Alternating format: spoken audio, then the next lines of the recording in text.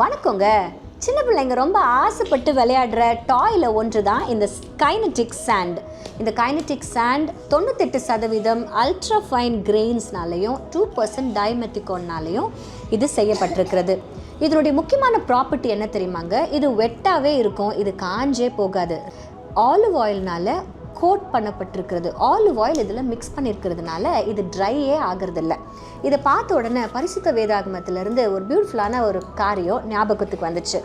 ஒரு மேய்ப்பன் ஆடுகளுக்கு மேலே எண்ணெயை ஊற்றுவாராம். ஏன்னா அந்த ஆடுகளினுடைய தலை மேலே பூச்சிகள் எல்லாம் உட்காந்து அதுக்கு ரொம்ப பெரிய நியூசன்ஸாக இருக்குமா, டென்ஷன் ஆகிடுமா ஆடுகள் எல்லாம்.